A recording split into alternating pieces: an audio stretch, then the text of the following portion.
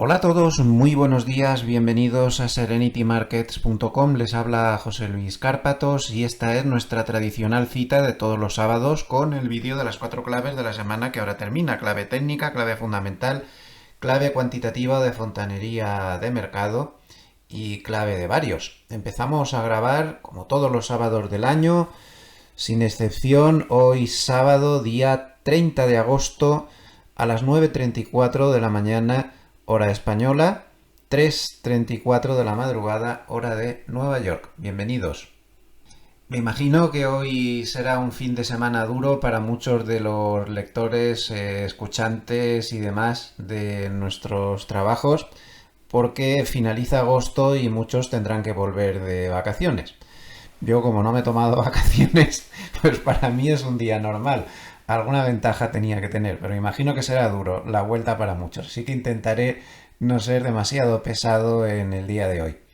Por aquí pues vamos más o menos todos bien, sin mayores problemas, pues disfrutando de la naturaleza y del no verano que es habitual por estas zonas. Desde mediados de mes de agosto terminó el verano radicalmente y ahora pues en el estándar de, por ejemplo, de mi tierra, Alicante, ahora estaríamos en invierno, pero de los duros.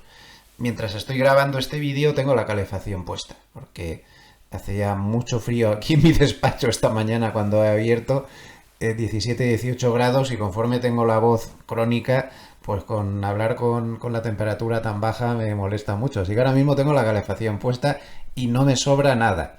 Observen las previsiones para esta semana. Seguimos igual como desde mediados de mes: 14,8 hoy, 17,9 el domingo, 14,10 el lunes, 12 nada más de máxima el martes, y luego ya hacia el final de la semana un poco menos de frío, pero bueno, 29, 17,10, 18,9 es lo que hay, que está muy bien, y el verano es muy fresco. De calor habremos pasado 15 días en todo el verano, no más, llamando calor a llegar a máximas entre 27, 28, 29, una cosa así. Y esta semana además he tenido la visita del equipo de trabajar en Suiza.es, que como saben es la web a través de la cual pues yo arreglé mis papeles para mi residencia aquí, que como el año pasado grabamos un vídeo sobre mis primeras experiencias en Suiza, pues este año han querido grabar un vídeo sobre el primer año ya de experiencias viviendo totalmente ya todos los días en Suiza. Y espero, no sé si llegaré a publicarlo mañana, porque cuento con su permiso, mañana domingo. Si no me da tiempo, pues la semana que viene saldrá. Pero bueno, algunas fotitos tomadas del vídeo para que se hagan una idea de qué bonito es esto por donde vivo. Como ven, vivo en una montaña, tengo un valle debajo, nieves perpetuas bastante cerca. Todos estos son picos de más de 3.000 metros y mucha paz y mucha tranquilidad. Esto está tomado con un dron del equipo de trabajar en Suiza. Bueno, aquí donde tomamos el vídeo, estábamos en un camino, como ven, con el valle a las espaldas, en fin, una preciosidad. Esto es lo que tenía a mis espaldas, de donde estamos grabando el vídeo. Estábamos en un camino asfaltado, pero solo pasó un coche en la casi hora y media que estuvimos grabando. Como ven, es una preciosidad. Todo esto es un valle glaciar provocado por los glaciares en la última edad glacial que hubo por aquí. Toda esta zona tenía una capa de hielo de más de 1 kilómetro de espesor. Y por lo demás, pues nada, sigo terminando de reinventarme. Mucha gente pregunta por el libro. Yo diría por los libros, porque estoy preparando un proyecto editorial bastante ambicioso aquí en Suiza, que por supuesto también tendremos libros en español. Ahí está incluido Leones contra Gacelas. Estoy en ello. Denme un poquito más de tiempo y en breve ya vamos a tener novedades constantes en el mundo editorial. A mí me encantan los libros. He sido toda mi vida lo que se suele llamar un ratón de biblioteca. Por lo tanto, pues estamos en ello. También ha habido tiempo de ver series. Esta semana me he visto el primer capítulo de Invasión en Apple Televisión. Lo van a dar por entregas, no toda de golpe. Primer capítulo no estuvo mal. No estuvo mal, pero bueno, aún calentando motores. Vamos a ver, este fin de semana voy a ver el segundo capítulo, a ver qué tal, pero desde luego las dos primeras temporadas fueron magníficas, por lo tanto sería de esperar que esta fuera muy buena también. Todas las cosas que publica Apple Televisión tienen muchos medios, se gasta mucho dinero y suelen estar bastante bien hechas. Y luego también me vi en Disney, el canal Disney, que ha mejorado mucho últimamente y tiene buen material, pues una serie española que se llama Largas Sombras. No está mal, no es la mejor serie del mundo, pero bueno, para pasar el rato y para distraerse, pues está bastante bien, se ve bien. Me vi todos los capítulos seguidos durante el fin de semana y le doy un aprobado. Un aprobado alto, nada más, tampoco esperemos grandes cosas. Un poquito de propaganda antes de empezar. En Intefi Escuela de Negocios hay una serie de packs que si pinchan aquí pues los pueden ver. Bastante interesantes. Por ejemplo, el primero pues sería un pack con el máster, queda pocos días de esto, el máster en mercados financieros, más el curso preparatorio para asesor financiero, es decir, el curso que prepara para poderse sacar el título que autoriza la Comisión Nacional del Mercado de Valores a poder ejercer como asesor o como gestor en España. Es una formación muy seria, muy completa, con respaldo universitario la primera y con respaldo de título oficial si se aprueba el examen, claro, evidentemente la segunda. Este curso es de preparación del examen. Denle un vistazo a los packs. Y como no, no pierdan de vista el nuevo programa de mi buena amiga Judy Julia, todos magníficos y con una gran recepción por parte de los alumnos. Judy tiene, además de conocimientos, una gran capacidad pedagógica. El nuevo programa especializado en psicotrading. Qué importante es esto a la hora de operar. También les recuerdo que si entran en gloversia.com pues pueden ver todas las estrategias con las que asesoramos a diferentes instituciones. Allí hay un montón de cosas. Y por ejemplo, pues por hablar de la primera, pues podríamos hablar de Gloversia Multimercados Equilibradas y CAF, que desde hace 3 meses o así, bueno, 2 meses, perdón, cambió de estrategia y ahora se mueve muy parecido a como se mueven los hedge funds. Hemos conseguido meter en esta SICAF, pues ya digo, una estrategia muy de hedge fund, donde hay opciones y donde hay 53 subestrategias que se aplican a un universo de 10 futuros diferentes. Por lo tanto, se diversifica, se afina mucho y se mueve de una manera como se mueven los hedge fund, que no están al alcance habitualmente de la gente de a pie.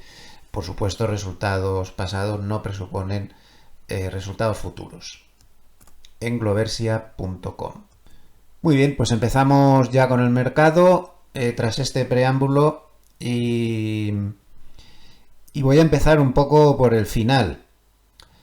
Hartnett, luego veremos que hace una no es una predicción, es una reflexión que hace, según la cual, bueno, se lo voy a enseñar como aperitivo a lo que luego veremos al final. Es este pequeño parrafito de aquí, pero que no se pueden imaginar la que ha liado Hartnett con este comentario. Me imagino que le habrá sorprendido hasta él mismo, porque como pueden ver es un pequeño comentario dentro de una larga lista de reflexiones de esas que hace él, pero el mercado lo ha sacado de contexto. Hay que conocer a Hartnett, estos son reflexiones que él hace, cálculos numéricos, no es una previsión, pero todo el mundo lo ha sacado de contexto y se está diciendo que Hartnett ha pronosticado que el S&P 500 llegará a 9.914 en septiembre del 2027. Como veis lo pone ahí. Pero claro, Hartnett es una persona sensata, Hartnett no haría nunca previsiones de este tipo, simplemente es un juego numérico, pero que nos sirve para reflexionar. Hartnett dice, 9.914, la historia dice que el S&P 500 podría llegar a haría techo en 9.914 en septiembre del 2027. ¿Y en qué se basa para hacer esa predicción? Pues que ha sacado un promedio del promedio de ganancias en los 14 mercados alcistas que ha tenido el S&P 500 en los últimos 100 años. Entonces, ¿qué ha hecho? Pues ha calculado cuánto ha ganado en cada mercado bajista en promedio, 177%, y cuánto ha durado cada mercado alcista y cuánto ha durado cada mercado alcista en promedio, 59 meses. Y se ha limitado a aplicar a este mercado alcista estos promedios. Pero como ven, no lo ponen destacado ni lo pone nada, es un mero ejercicio numérico. Esto es el promedio. Puede que en este mercado alcista se llegue más lejos o no, no tiene nada que ver.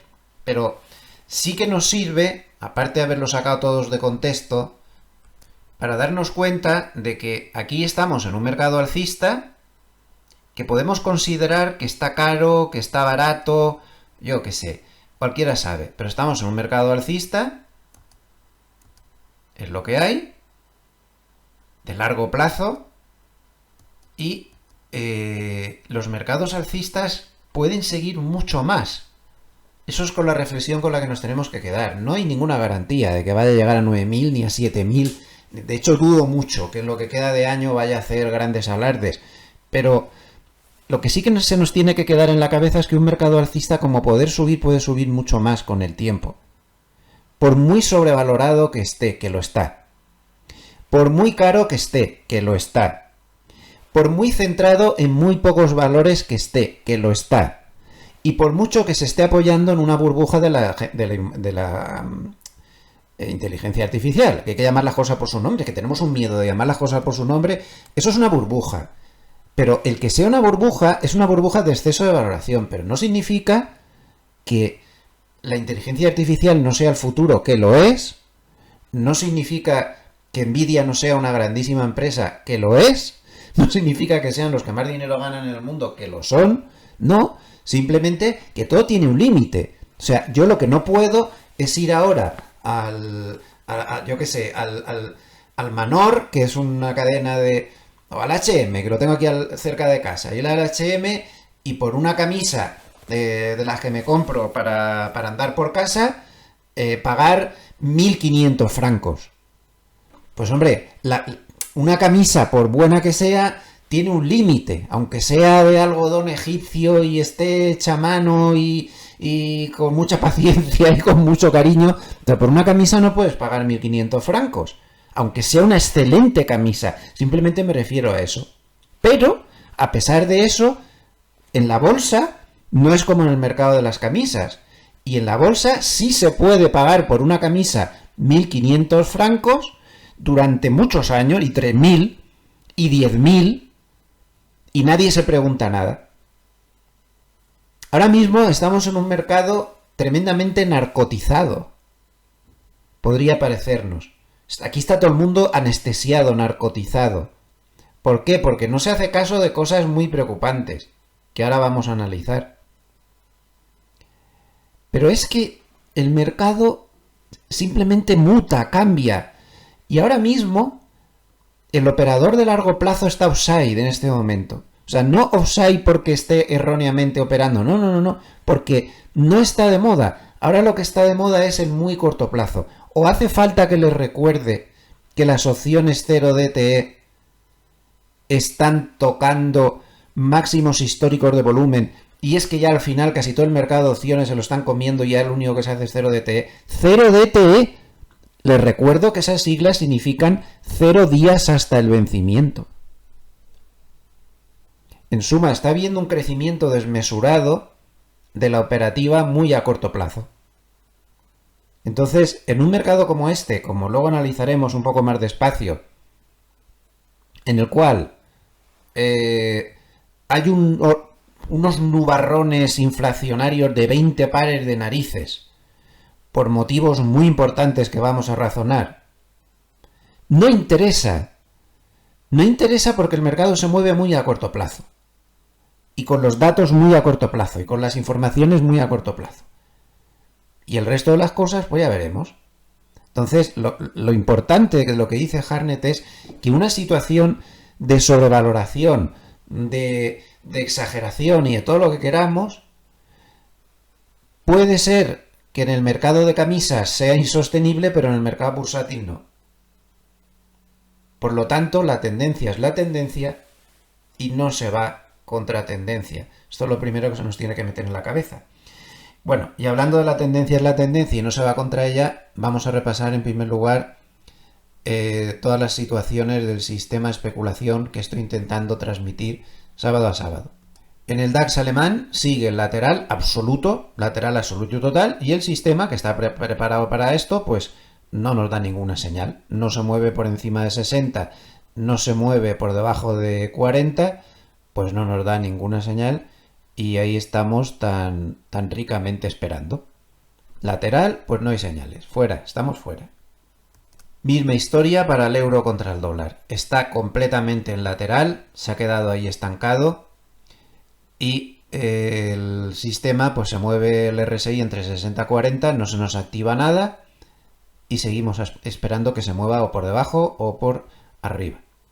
Durante la semana, ya que estamos, es interesante comentar que yo no sé la de pronósticos que habré visto dando el 1,20 y 1,25 de objetivos para el euro en los próximos meses. Sin embargo, vi un análisis de Bank of America que me gustó mucho, en el cual se veía un análisis del dólar index y Bank of America, la contra de todos los demás, decía que lo más normal es que el dólar haya tocado techo. Entonces ellos se basan en el gráfico diario dólar index, que lo vemos aquí en este gráfico de TradingView, que no me sale en real time, no sé por qué. Entonces, bueno, pues ellos ven una posible figura de formación de suelo aquí, ven un posible hombro, cabeza, hombro invertido por aquí y ven una construcción que ellos entienden que puede ser un suelo. Pues podría ser perfectamente. Además, si tenemos en cuenta lo que no se está teniendo en cuenta, que es que la inflación va a subir y mucho, por mucho que nos estén diciendo que no, ya veremos todas esas expectativas de fortaleza del euro contra el dólar, cómo se vayan materializando los sucesivos datos de IPC futuros, pues toda esa inflación. Eso puede hacer que el dólar se revierta y que se vuelva bastante alcista. En cualquier caso, la bajadita que lleva el dólar index también invita ya, ¿verdad?, a la prudencia con cortos y con demás historias. Por lo tanto, en el euro estamos fuera. Vamos a ver el Bitcoin. El Bitcoin estamos fuera y en vigilancia para posible apertura de cortos. Ya tenemos una vela por debajo de 40, tenemos dos velas por debajo de 40, muy poca cosa, hay que valorar, está muy cerca de la media de 200, el margen se nos estrecha, habrá que ver, pero desde luego para largos no está, de momento sigue fuera, aún no ha dado ninguna señal, iremos valorando durante la semana que viene, y el Bitcoin está sufriendo mucho. Y el Bitcoin sigue demostrando que tiene una capacidad de anticipación de lo que luego le pasa al Nasdaq bastante alta, ¿eh?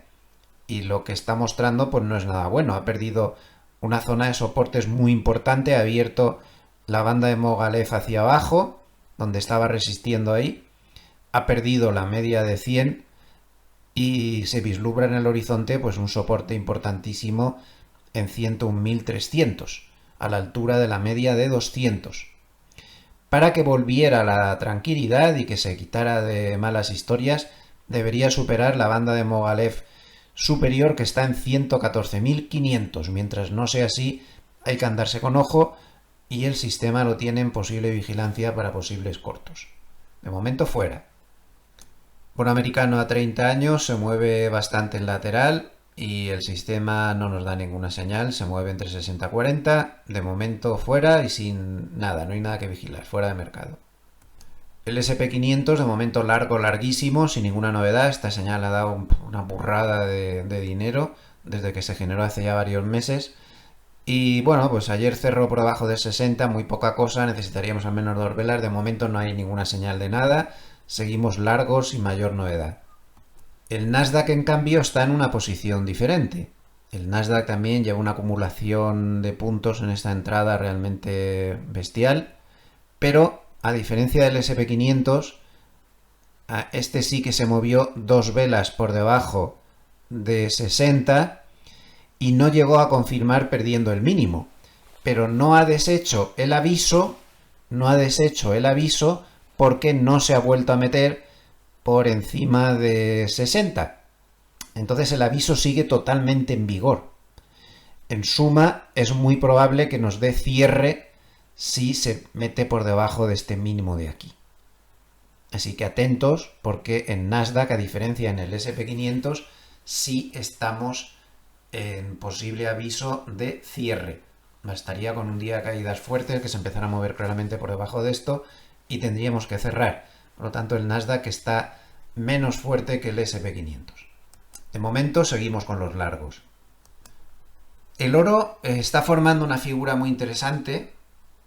Parece un lateral, pero realmente si nos fijamos, está teniendo en el lateral los mínimos ascendentes y los máximos los tiene totalmente en horizontal.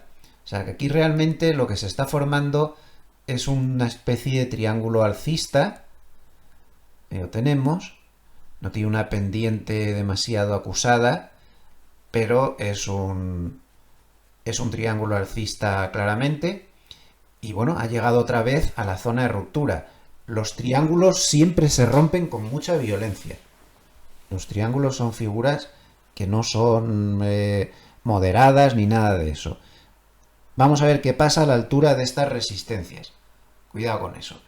De momento ya tenemos una vela de cierre por encima de 60. Luego la semana que viene podría dar señal de compra. Habrá que estar atentos. Estamos en vigilancia para posible señal de compra. De momento permanecemos cerrados, pero insisto, atención a esta posible figura que es muy importante. La señal del petróleo sigue en vigilancia. Perder toda esta zona de mínimos nos haría cerrar inmediatamente la posición. Pero de momento pues aguantamos los largos. Unos largos que entraron forzados por todo este subidón y nos hemos quedado ahí un poco pillados. Bueno, no se está perdiendo mucho, pero es una posición que está siendo difícil. Pero de momento seguimos sin tener señal de salida. En cuanto a Nvidia, aquí sí que hay cambios. Es una señal tremenda, que lleva ganado una burrada, pero empieza a dar síntomas de cansancio. Aquí se volvió a meter por encima de 60, por lo tanto nos reseteó todo, pero otra vez está volviendo a meterse claramente por debajo de 60. Ya lleva una vela. Si durante la semana que viene diera una segunda vela, se perdiera el mínimo, nos daría cierre bastante rápido. No lleva mucho ganado y no se puede especular aquí demasiado. Me permito hacerles observar la tremenda importancia que tiene el poner en el gráfico las bandas de Mogilev, porque como ven, Nvidia se ha parado 1.000.000 de veces a la altura de la banda superior y también se ha parado muchas veces a la altura de la banda inferior. Las bandas estaban dibujadas mucho antes de que entrara en su rango y ha funcionado muy bien. Es un cálculo matemático que se ajusta muy bien a lo que luego hace el mercado. El soporte de Nvidia está clarísimo aquí en 170,4. Y por último el IBEX. Lo incorporamos al análisis. Estaba largo desde hacía mucho tiempo. Y empieza a dar señales de peligro. Lleva largo muchísimo tiempo, ha ido bastante bien. Pero ahora ya tiene velas por debajo de 60. Sigue largo, pero en vigilancia para la semana que viene. Estaremos atentos. Bien, volvamos al principio. Hablábamos de la tendencia alcista que puede permanecer, pero que el mercado se está fijando mucho en el corto plazo e ignora grandes riesgos para el medio y largo plazo. Esta semana hemos tenido una novedad. Para mí, como observador del mercado, creo que se puede poner el titular, y este va a ser el titular del vídeo de hoy. Se ha terminado la independencia de la Reserva Federal. Así de claro, se ha terminado la independencia de la Reserva Federal. Y esto va a suponer una serie de cambios en la macroeconomía, en el mercado y en todo lo que nos va a pasar realmente muy importantes, y nos tenemos que adaptar a ellos. Puede que tarden aún algunos meses, pero el gobierno actual de Estados Unidos ha decidido que no tiene por qué tener la independencia en la Reserva Federal, y eso va a ser imparable, porque es un gobierno que tiene mucho poder. Controla el Congreso, controla el Senado, controla una buena parte de jueces, controla de todo. Va a ser muy difícil pararle. Y yo creo que hay que dar por terminada la independencia de la Reserva Federal. Por primera vez en la historia. No se había visto esto. Y esto va a traer cambios. ¿Y por qué digo esto? Miren, le remito a estas declaraciones que puse el otro día en mi Twitter del vicepresidente de Estados Unidos. Juzguen ustedes mismos si no está más claro que el agua que se ha terminado la independencia de la Reserva Federal. Miren, en este tuit lo puse. Estos son declaraciones literales de Vance, el vicepresidente de Estados Unidos. No creo que permitamos que los burócratas tomen decisiones sobre la política monetaria y las tasas de interés sin ningún aporte de las personas que fueron elegidas para servir al pueblo, o sea, ellos. POTUS, que es la forma de hablar del presidente, está mucho mejor capacitado para tomar estas determinaciones. O sea que el presidente sabe más respecto a lo que hay que hacer, según Vance, que toda la Reserva Federal con toda su legión de economistas. Pues es lo que hay. A algunos les parecerá bien, a algunos les parecerá mal, a otros que sí, a otros que no, pero es lo que hay, es que no se puede hablar más claro. Lo decía en el segundo tuit, que pongo, está claro, ¿no? Trump ha decidido que hasta aquí llegó la independencia de la Reserva Federal, el gobierno tomará a partir de ahora las decisiones de política monetaria y tasas de interés. Y en ello están. Ahora se está intentando quitar a Cook. Cook ayer tuvo una audiencia y la jueza de momento tiró balones fuera, pidió más papeles, pidió más cosas y aún no ha decidido si la deja continuar en el cargo hasta que se decida si el despido es justo o injusto, pero da igual. Si no es Cook será otro, le están buscando las cosquillas a todos y tarde o temprano estoy seguro que habrá una mayoría completa de gente de la cuerda del gobierno y que las decisiones, empezando por la presidencia en cuanto Powell se vaya, y las decisiones se tomarán desde el gobierno. Bueno, es lo que hay. El Reino Unido, por ejemplo, estuvo funcionando así hasta hace unas décadas y su banco central estaba dependiendo de los políticos. Hay muchos bancos centrales que han dependido de los políticos. Que pensemos que eso es bueno o no, pues ya cada uno tendrá su opinión, pero es lo que hay y nos tenemos que adaptar a ello. ¿Y qué puede pasar cuando son los políticos los que toman las decisiones de los bancos centrales, cosa que sin ningún género de duda va a suceder en Estados Unidos en breve? Pues miren, se lo pongo en otro Twitter que he puesto esta misma mañana. Esta cita la he leído en el diario de economía que se publica en Suiza, que se llama la JEFI, en un artículo, en una editorial que han publicado en su edición del fin de semana, en la cual dicen que están completamente alucinados de a la ligera que se está tomando el mercado la pérdida de la independencia ya prácticamente segura que va a tener la Reserva Federal. Que por qué no hacen caso, ¿no? Y entonces dan esta cita de Alan Greenspan de 1996. Yo, para mí, Alan Greenspan ha sido el mejor presidente de Reserva Federal desde que yo estoy en el mercado, que yo empecé en 1985. Han pasado muchos presidentes y para mí, con mucha diferencia, el mejor, el más lúcido y el gran maestro siempre fue Alan Greenspan. Fíjense lo que decía en el 96. Si las decisiones de política monetaria de la Reserva Federal estuvieran sometidas a la aprobación del presidente, lo que va a pasar ahora, las fuerzas políticas de corto plazo se impondrían rápidamente. ¿Y cuáles son esas fuerzas políticas? Pues la clara preferencia política por unos tipos de interés más bajos. O sea, Greenspan ya pronosticaba en el 96 que la propensión de un gobierno que controla una reserva federal es siempre tener los tipos más bajos posibles. Yo iría más lejos. Todos los gobiernos del mundo hoy en día, con rarísimas excepciones, a lo que van es a tener un despilfarro fiscal, pues porque es lo que te mantiene en el poder. Tú gastas mucho fiscalmente, das muchas paguitas, das muchas ayudas, das mucho no sé qué, das mucho no sé cuánto, y eso te mantiene en el poder. Entonces, la propensión al gasto de los políticos es brutal. Creo que no hace falta que les recuerde la pelota de deudas que tenemos a nivel mundial absolutamente brutal y absolutamente espectacular, ¿no? Creo que no hace falta que les recuerde cómo cuando el Banco Central Europeo tuvo que ser un poco duro, hace un tiempo, los gobiernos le iban a la contra y tenían políticas fiscales absolutamente laxas, al revés de lo que estaba haciendo el Banco Central Europeo.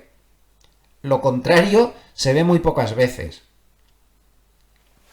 Hoy en día el político medio lo que hace es gastar, y Greenspan ya lo advertía en el 96, hace muchos años de esto. La clara preferencia política por unos tipos de interés más bajos desencadenaría fuerzas inflacionistas causando graves daños a nuestra economía. Los tiempos no han cambiado. Trump no para de decir que se bajen 3 o 4 puntos los tipos de interés. ¿Ustedes saben lo que significaría eso? No lo va a hacer, evidentemente. Eso es populismo cuando dice esas cosas.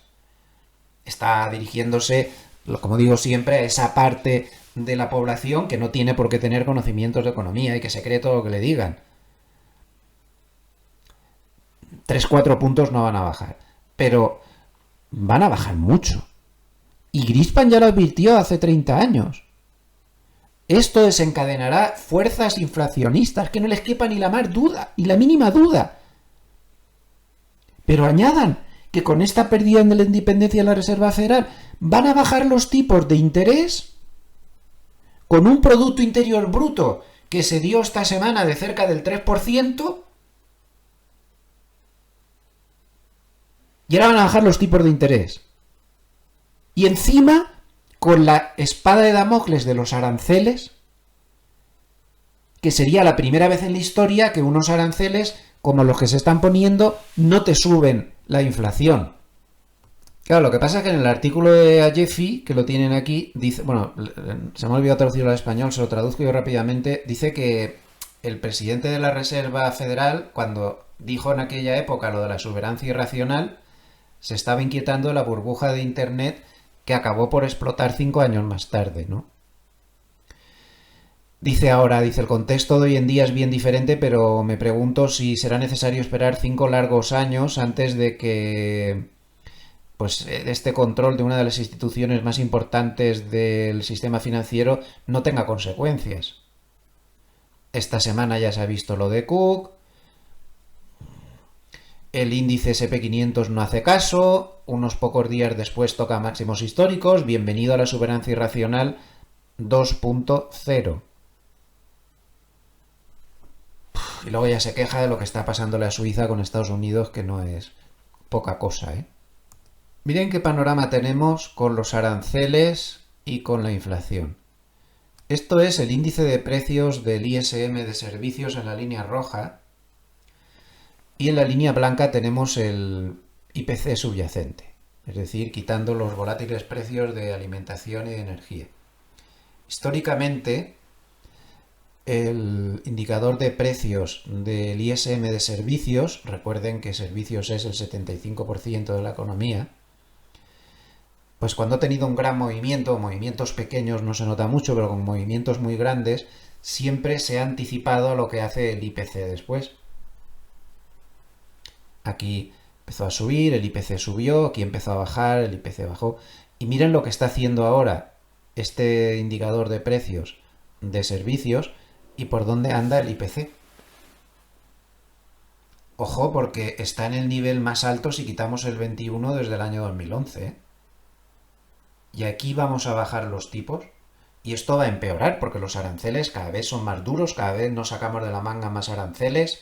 Yo en esto sí que estoy muy en contra, ya lo saben, estos aranceles yo que no lo veo por ningún sitio, pero bueno, están ingresando mucho dinero y se está usando el argumento de que casi 500.000 millones de dólares que pueden entrar al año de aranceles pueden compensar los excesos fiscales que se cometen por otro lado.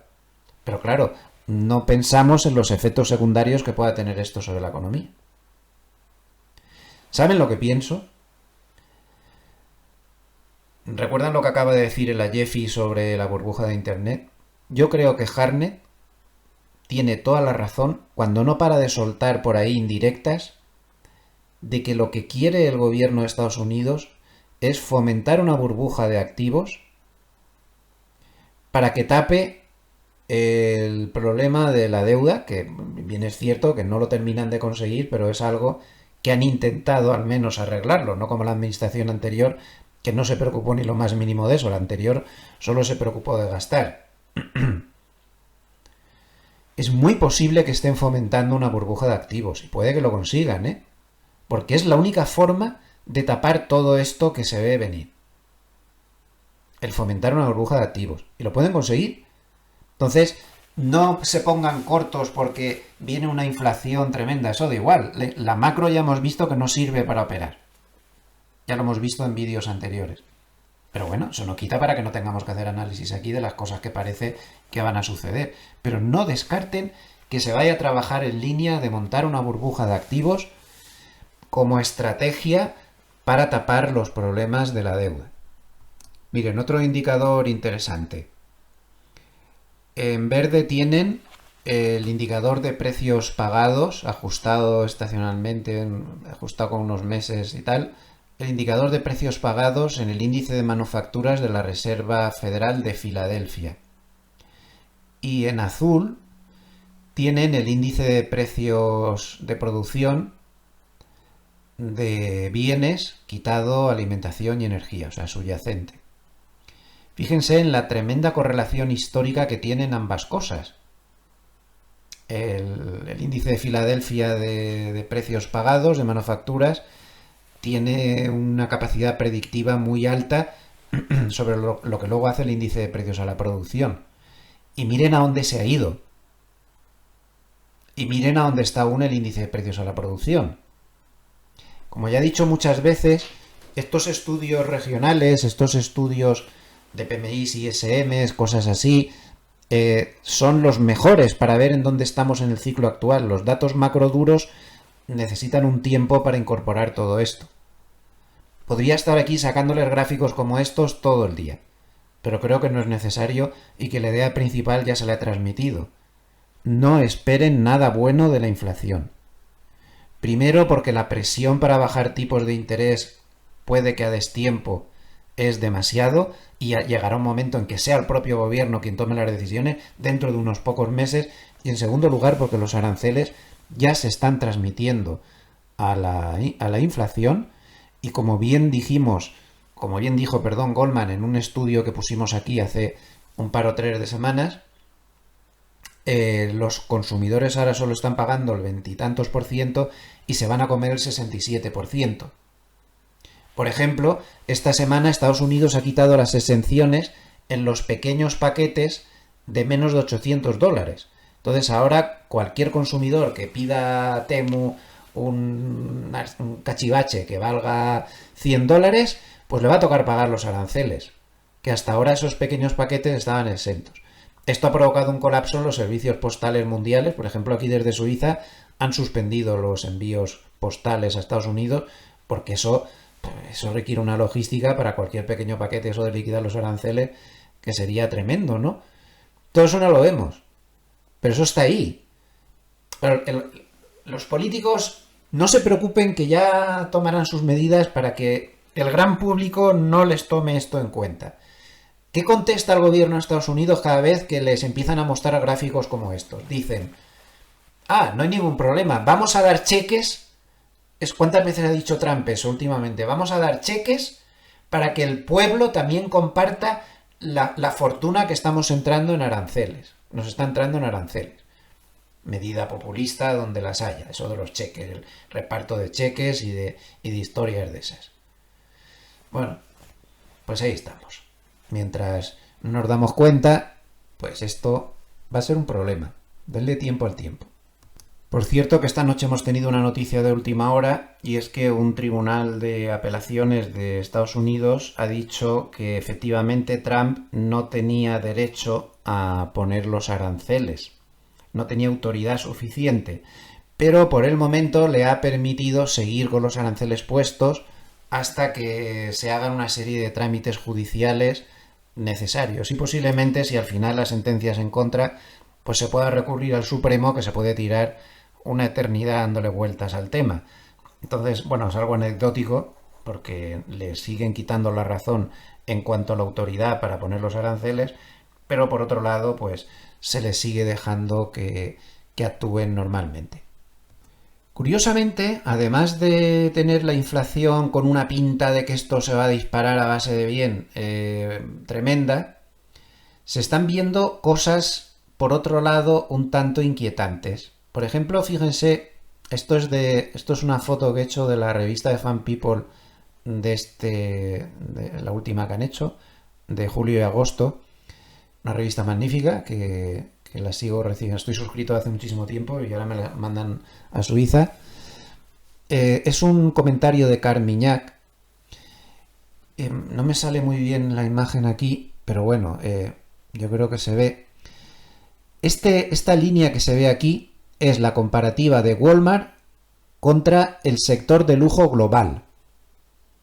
Walmart, recuerden que es la cadena de minoristas más grande del mundo y tiene muchísimo consumo básico. Entonces, de alguna manera es como comparar el consumo básico en Estados Unidos con cómo va el sector de lujo, el consumo de lujo a nivel global.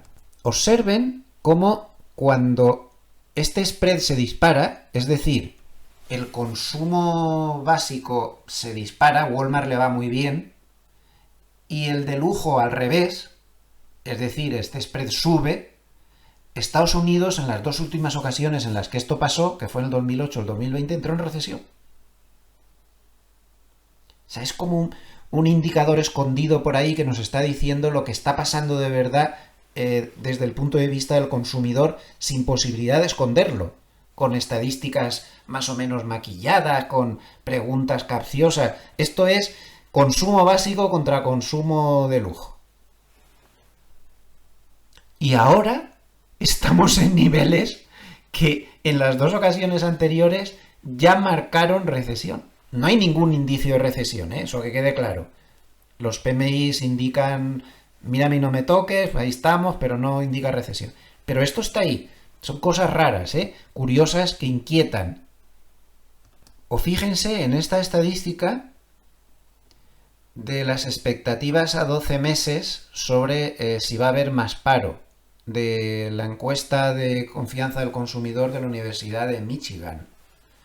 Bueno, pues más del 60% de los encuestados creen que viene por delante en los próximos 12 meses más paro. Cuando se ha tenido niveles tan altos como este desde los años 80, sin ninguna excepción, Estados Unidos tuvo una recesión. Ya digo que no hay trazas de, bueno, más bien en 1, 2, 3, 4, 5, en 6 ocasiones anteriores, sin ningún fallo. No hay ninguna traza de que vaya a haber recesión, pero sí empieza a haber cosas inquietantes que nos podrían estar hablando de un proceso de esta inflación. Lo de la inflación no hace falta discutirlo, la inflación se va a subir. Bastante. Aunque la Reserva Federal ahora, en su nuevo paradigma, como ya comentamos la semana pasada, dice que va a ser transitoria, ya estamos otra vez. Pero ya ven que hay muchas cosas sueltas. Podría mostrarles infinidad de estos gráficos que no cuadran. Pero con estos dos yo creo que es suficiente para poner un ejemplo.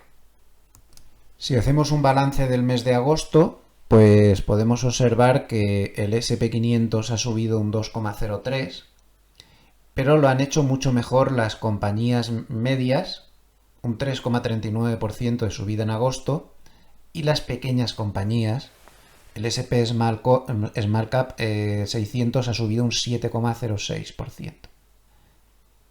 En cambio, en el año, el S&P 500, muy distorsionado por los 7 magníficos, sube 10,79%, el índice S&P de compañías medias, la mitad, 5,28%, y el índice S&P de pequeñas compañías, menos aún, 3,23%.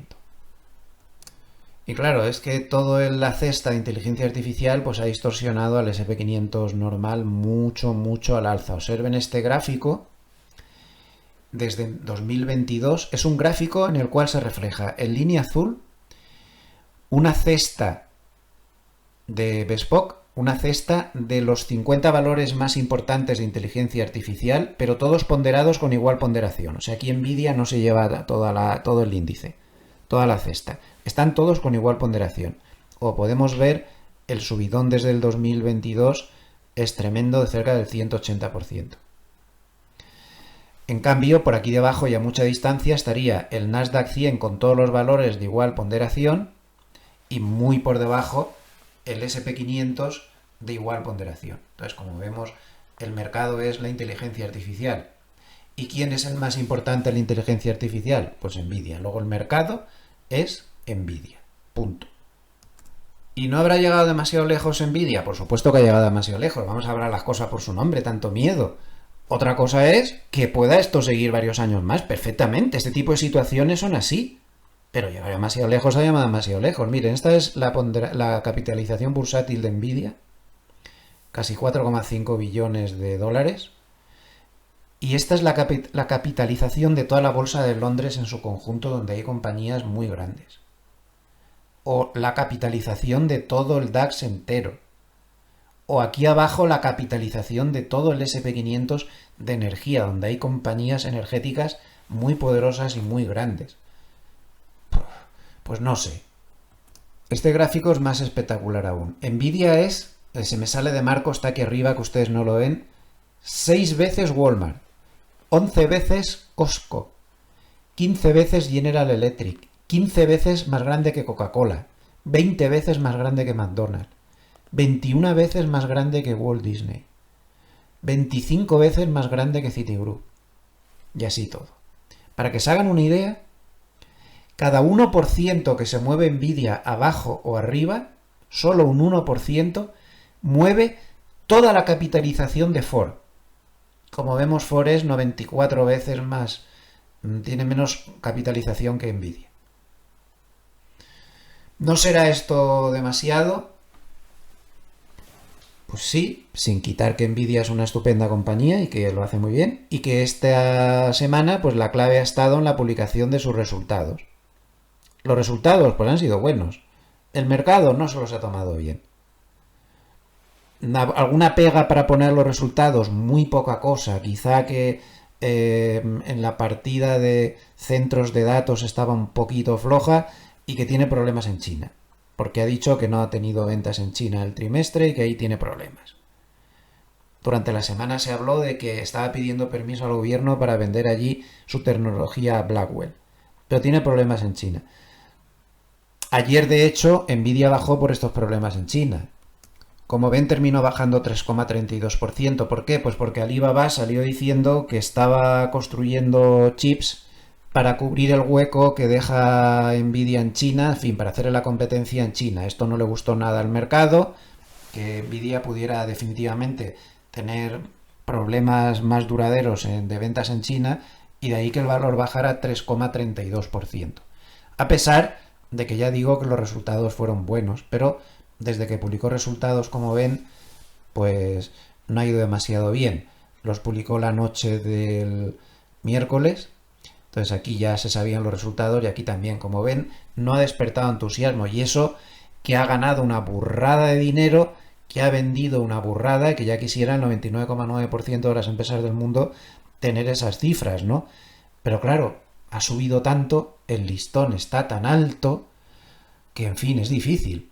Aquí tienen la interanual del crecimiento de ventas. Claro, sigue creciendo una burrada, ya quisiera todo el mundo crecer a esta velocidad. Pero no crece a esta velocidad, como crecía en el 24 y a principios del 25, porque este ritmo es insostenible. Ahora sigue creciendo mucho, pero ya a un ritmo más estabilizado. Pero claro, el mercado ha descontado ritmos posiblemente como por aquí.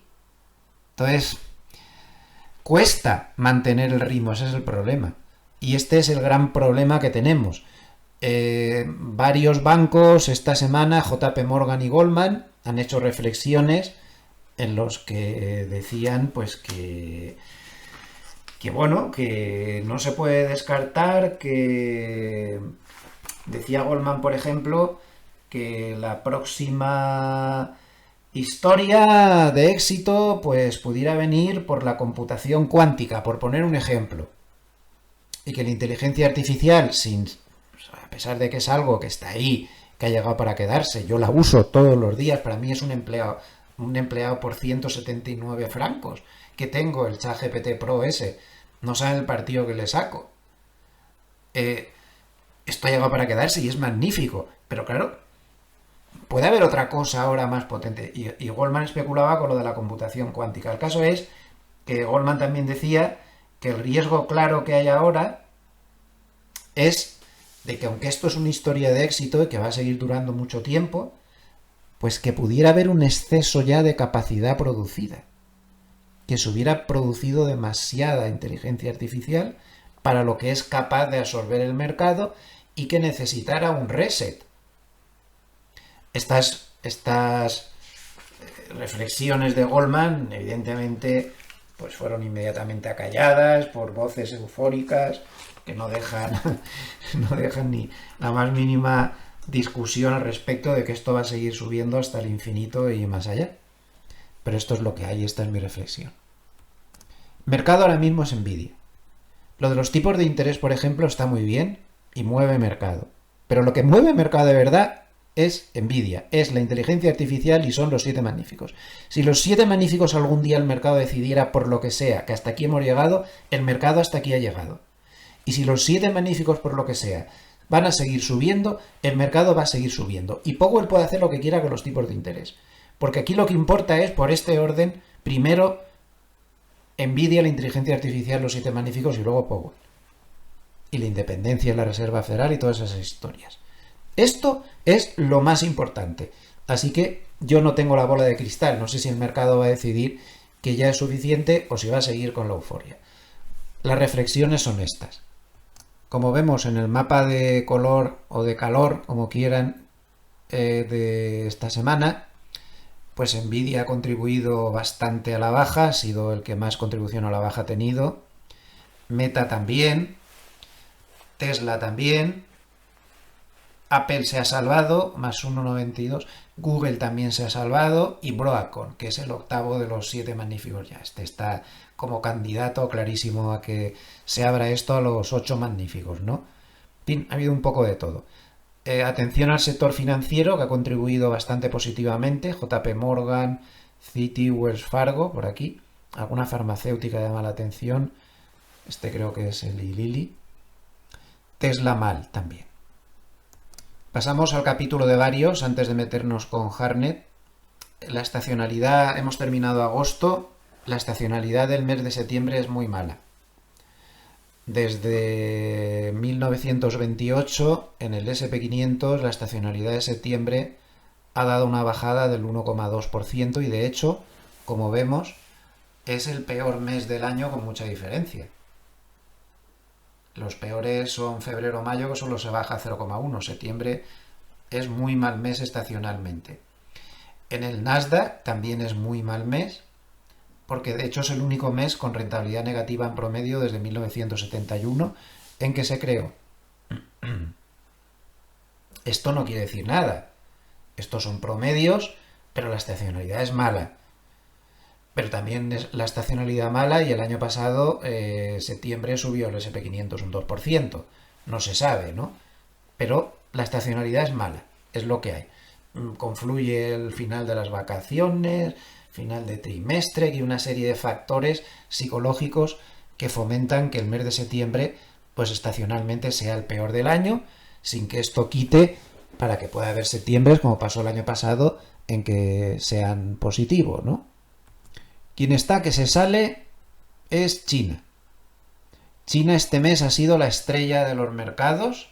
Como vemos en línea verde, el índice CSI 300 chino lo ha hecho muchísimo mejor que el Eurostoxx o que diferentes genéricos que ponen por aquí. O sea, es el mercado de moda.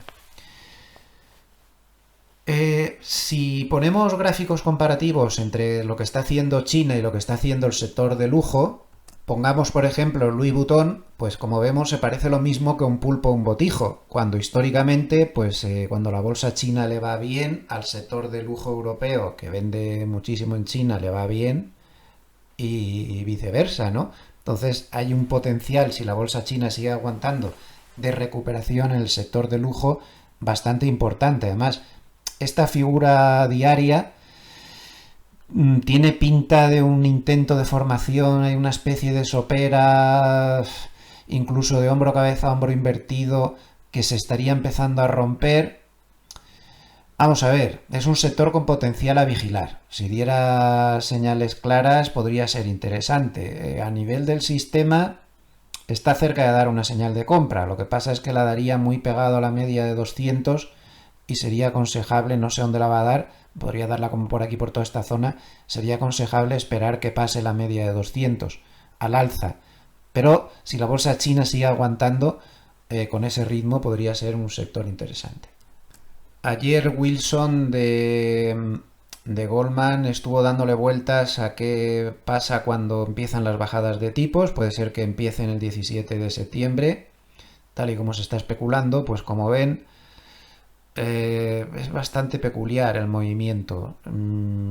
Si hay una recesión, la bajada de tipos no hace nada y el mercado tiene muchos problemas. Si no hay recesión, la bajada de tipos causa una fuerte subida del mercado, como podemos ver.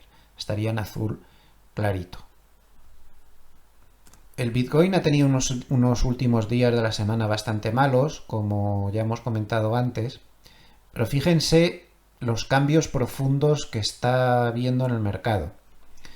Esto es un estudio que ha hecho Bespoke, en el cual se ve el volumen de dinero que tienen los ETFs de oro, que sería línea azul oscura, y los ETFs que ya hay autorizados en el Bitcoin. Como pueden ver, el gap se está cerrando y no se puede descartar que llegue un momento en que haya más dinero en el Bitcoin, en los ETFs del Bitcoin, que en los ETFs del oro, algo que era impensable pues hace poco tiempo. Fíjense aquí en el 2023 el hueco que había, la diferencia era abismal. Pero esto está cambiando mucho. Esto está cambiando mucho y las cosas pues empiezan a indicar que no se puede descartar que el mercado del Bitcoin llegue a superar en este mundo de los ETFs al del oro. Para terminar el capítulo de varios, un gráfico muy interesante de Charlie Vilello, en el cual dice lo siguiente.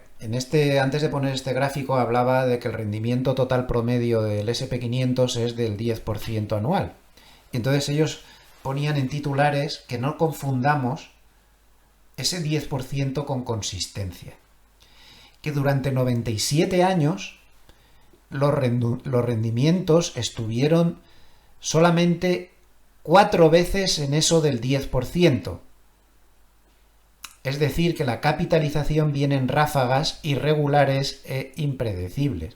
O sea que, por mucho que el promedio sea de un 10%, esto es de una irregularidad pues tremenda.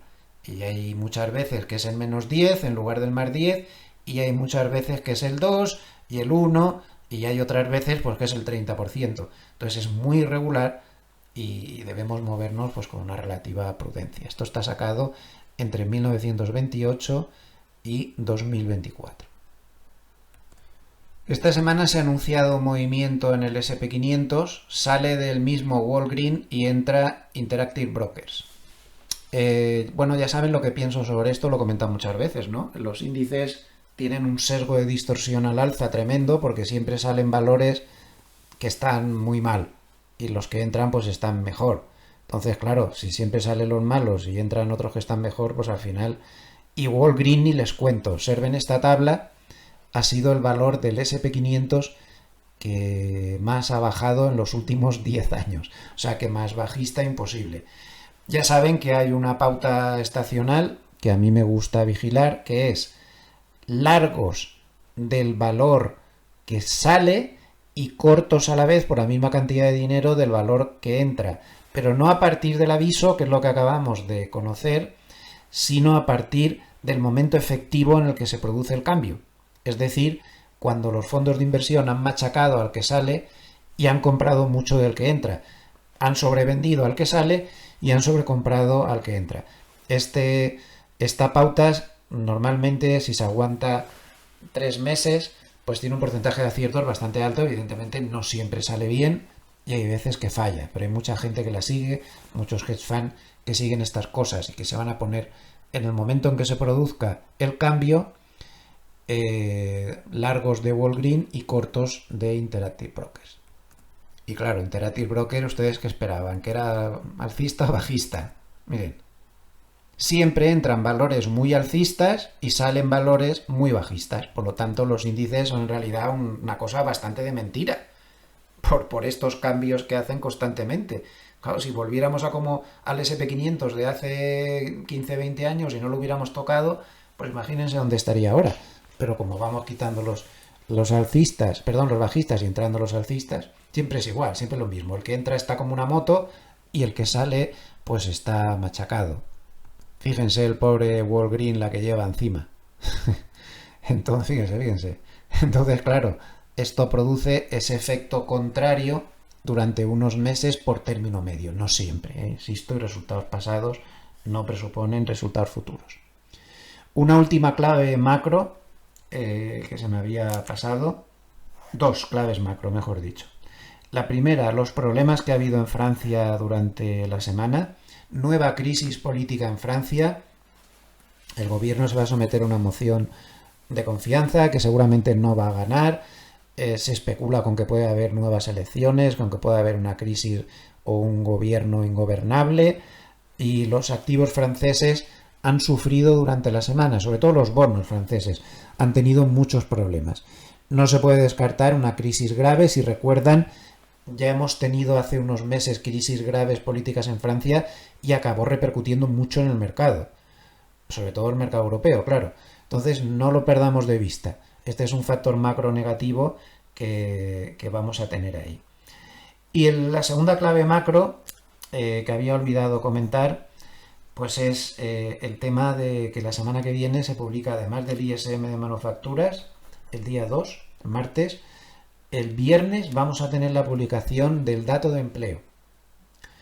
Ni les cuento lo importante que es. Claro, si es que va a ser verdad el dato de empleo. Ahora recuerden que al frente de quien calcula el dato de empleo hay uno que ha puesto Trump, quejándose de que le daban mal los datos. No sé si se los van a dar bueno porque han puesto a este ahí. Vaya usted a saber, esa es otra. Pérdida de la independencia de la Fed y pérdida de la independencia de los que dan los datos. Si es que alguna vez la ha habido, ¿no? Porque la que estaba antes la había puesto Biden. Entonces, yo qué sé. El caso es que el dato de empleo es importante, el mercado se lo va a tomar a la tremenda seguramente, en función de lo que salga ahí, pero hay una cosa importante que les tengo que advertir.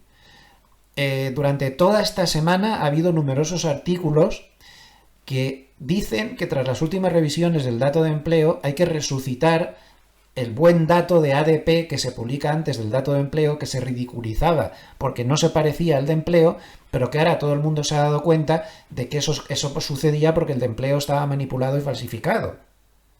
Y ahora resulta que efectivamente todo el mundo ha caído del burro. Esto un servidor lo ha advertido 1.000.000 de veces, que el dato de ADP sí que era fiable. Y sí que nos decía la verdad. El que nos mentía era el otro, que estaba manipulado. Entonces, como encima Waller de la Reserva Federal ayer dijo que la Reserva Federal está vigilando muy de cerca el ADP, lo dijo de una manera como diciendo, es que como el otro es falso y es tan poco fiable, estamos mirando el ADP que nos parece más fiable. Poco más o menos dijo eso si sabes leer entre líneas. Entonces, este jueves, cuando se publique el ADP, a diferencia de otras veces en las que no se le hacía mucho caso, en esta ocasión pudiera ser que se tuviera muy muy en cuenta y que pudiera provocar volatilidad. O sea, que estén atentos el jueves a la publicación del empleo privado que calcula la compañía ADP. No es un dato oficial, es un dato privado y por lo tanto menos dado a manipulaciones. Desde un punto de vista técnico, pues el SP500 Spot sigue teniendo la resistencia clave en 6.500. Ayer le metieron un papelón al llegar a la altura de esta resistencia y lo bajaron a 6.460. El soporte, pues yo os lo pondría en la zona 6.400, aquí, justo a la altura de la banda de Mogulev inferior. Parece que perder este nivel podría complicar bastante las cosas. Siguiente soporte en 6.362 a la altura de este mínimo. Desde un punto de vista cuantitativo podemos ver la barbaridad que hay de resistencia ahí en 6.502, un nivel muy difícil de pasar. Y si nos vamos a las opciones 0DTE, pues vemos que efectivamente ahí hay resistencia, pero no mucho más arriba, en 6.528 aparece otra imprevista. Entonces, zona muy difícil de pasar entre 6.502 6.528. Tiene poca subida cómoda el SP500. Ayer cerró como por aquí más o menos. Bien, nos vamos al paper de Hartnett, del que ya hemos dado un anticipo antes, como todos los días. Vamos a darle un repasito. Dice que lo más importante del mercado es que China, la chita callando, pues está siendo el mercado de valores que mejor lo está haciendo en el mundo en los últimos 2 años. Y que además la bolsa china permanece cerca de mínimos respecto a los bonos chinos, lo cual dice que contrasta mucho con Estados Unidos, Europa y Japón, donde las acciones comparadas con los bonos están pues en zona de máximos históricos. Los flujos de la semana: 19.700 millones de dólares de entrada en bonos, que es mucho; 16.600 millones de dólares de entrada en bolsa, que es mucho; 6.800 millones de dólares de entrada en cash. Ojo a las criptos. A pesar de los sustos que hemos visto en el Bitcoin, 3.100 millones de dólares de entrada en criptos, que para el tamaño de este mercado es mucho. Y también fuertes entradas de dinero en oro, 1.400 millones, que es mucho también para este mercado. Dice que en la bolsa china se han visto entradas, las mayores entradas desde abril del 2025. Y sin embargo, está saliendo dinero de Europa. Europa está pasando de moda a toda velocidad. Recuerden ese lateral que hemos visto antes al principio del vídeo en el DAX. 1.200 millones de dólares de salida de dinero del mercado europeo. Y son las 2 primeras semanas de salidas de dinero desde febrero del 2025.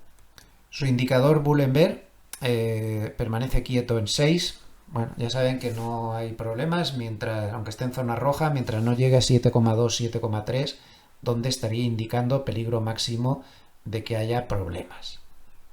Y a continuación da una serie de cifras que a él le parecen curiosas, realmente lo son, de todo tipo de temas. Así que lo vamos a traducir con el ChatGPT y vamos a ver pues todo lo que nos cuenta aquí. Dice que en las elecciones que ha habido en el mundo, entre 2024 y 2025, en 2024 se expulsó a los que estaban en el cargo en 26 de 32 elecciones. Realmente curioso eso, que los que están en el cargo normalmente suelen tener más posibilidades de seguir. Y en el 2025 ha vuelto a suceder esto en 6 de 11 elecciones. Dice que los partidos tradicionales alemanes en las elecciones de febrero tuvieron el porcentaje de voto, los partidos tradicionales, más bajos desde el 45, es decir, desde la Segunda Guerra Mundial. En el Reino Unido está en el nivel más bajo desde el 18 y en Francia desde el 45, es decir, la tendencia de los votantes a nivel mundial está cambiando y se están alejando de los partidos tradicionales. Y ojo, porque los partidos emergentes pueden tener mucho que decir y esto puede afectar mucho a la economía. El bloque mayoritario ahora son la generación Z y los millennial, que ya han superado a los que son como yo, a los baby boomers. Vamos a ver así cosas más interesantes. 1.641 recortes de tipos de interés por parte de bancos centrales desde la crisis del 2008 y en lo que va de 2025 ya llevamos 91 recortes de tipos de interés y esto es el ciclo de relajación más rápido desde el 2020. Hablando de la brutal deuda de Estados Unidos, se tardarían 2.259 años si fuéramos capaces de gastar $100 cada segundo de cada día para igualar lo que se gastó el gobierno de Estados Unidos en el último año. Casi nada. La deuda pública de Estados Unidos es de 37 billones de dólares, lo cual es más que el Producto Interior Bruto combinado de China, Japón, Alemania e India. Menudo disparate, señores norteamericanos. ¿A qué nivel tienen que llegar los rendimientos de los bonos de Estados Unidos a 5 años para que los pagos de intereses del gobierno por la deuda se estabilice? Pues a un 3,25%. Observen esta cifra: 7,2 billones de dólares patrimonio gestionado en fondos monetarios de Estados Unidos. Nivel récord. Nivel récord de dinero que espera a ver qué pasa. Aquí esta es la famosa cita que hemos visto antes de que el SP500 llegaría al 9.914 en 2027, ya lo hemos comentado. 5,3 veces es el ratio de precio que tiene ahora mismo el SP500 comparado con su valor contable, su valor en libros. 5,3 veces. Y es el más alto desde 1946. Y tiene un PER histórico de 27,4 veces, que solo ha sido superado el 2% de las ocasiones en los últimos 125 años. Luego Wall Street está caro. Lo veamos como lo veamos. Y este dato es muy curioso. En este momento hay más ETFs cotizando en Estados Unidos que número de acciones cotizadas en el Nasdaq. Realmente curioso, o sea, los ETFs están súper de moda. 4.403 ETFs cotizando, cuando en el Nasdaq hay 4.142, en el Nasdaq Composite. Luego en la página siguiente pues se habla de las excesivas concentraciones de mercado y por ejemplo dice que en 1881 el 63% de la capitalización de Wall Street pues eran ferrocarriles. Otro nuevo paradigma. Siempre hay un nuevo paradigma, y no duden que el paradigma de la inteligencia artificial será sustituido por otro tarde o temprano. La famosa burbuja Nifty 50, 40% estaba concentrada en pocos valores, muy pocos valores. Eran valores de los buenos, de los de toda la vida, Coca-Colas y IBM y cosas de estas. Más concentraciones, pues en el 2000, 40% del SP500 era tecnología y ahora el 39% pues son los 10 valores más importantes. Para aquellos que piensen que la bolsa siempre sube, en una reflexión, los valores bancarios japoneses permanecen un 71% por debajo de los máximos históricos que tocaron en 1987 en dólares. A pesar de que en 5 años han subido un 330. A pesar de eso, siguen un 71% por debajo de esos máximos históricos. Bueno, pues ya hemos visto lo más importante del paper de Hanne. Como ven, hoy le ha dado por dar números curiosos y no ha entrado muy a fondo en sus pronósticos habituales sobre el mercado. Pues tienen todos los datos. Si les ha gustado este vídeo, les agradecería mucho un like. Denle al like, que nos hace mucha falta. Es una cosa que posiciona muy bien en YouTube. No se cansen nunca, ni con este ni con todos. Un like, siempre que terminen, si les ha gustado el vídeo, claro, por supuesto. Les agradezco mucho a todos los amables escuchantes que nos ven desde todos los rincones de Hispanoamérica, Europa y de muchos otros sitios. Gracias por estar ahí, les envío saludos afectuosos desde Suiza y les espero mañana pues con el vídeo de todos los domingos. Muchísimas gracias, saludos desde